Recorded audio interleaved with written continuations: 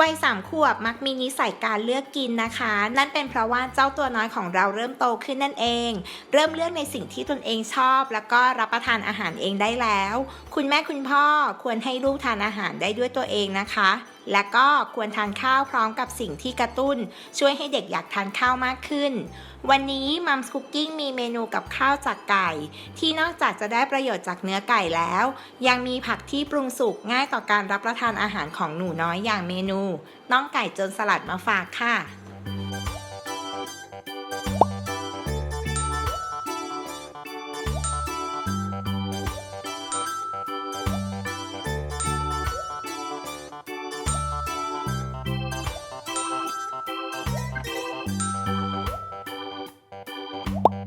เราจะเริ่มที่หมักปีกบนไก่กับกระเทียมซอสหอยนางรมให้เข้ากันนะคะแล้วก็ทิ้งไว้ประมาณ 10-15 นาทีค่ะ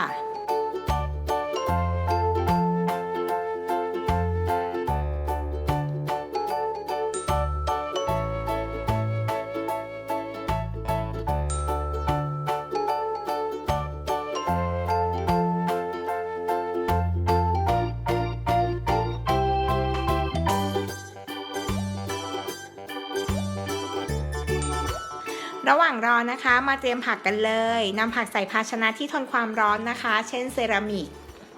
ตรงนี้คุณพ่อคุณแม่ต้องระวังนะคะเพราะว่าเราต้องนำไปนึ่งอีกทีนึงค่ะ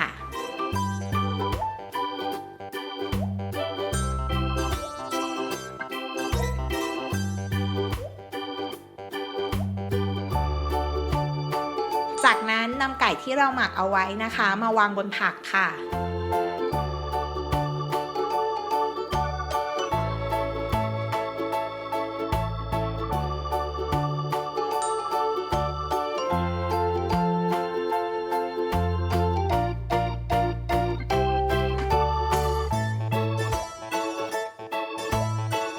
แล้วก็ตักน้ำซุปราดลงไปค่ะ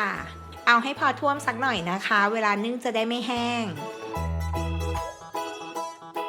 แล้วก็นำไปนึ่งจนไก่แล้วก็ผักสุกค่ะ พอทุกอย่างสุกดีแล้วนะคะนำออกจากรังถึงพักให้เย็นสักหน่อยก็พร้อมเสิร์ฟให้กับเจ้าตัวน้อยแล้วล่ะค่ะ ติดตามเมนูอาหารเด็กทุกช่วงวัยได้ใน Mom's Cooking นะคะทาง Kids Kitchen Channel อย่าลืมกดติดตามแล้วก็กดกระดิ่งอัปเดตคลิปด้วยนะคะ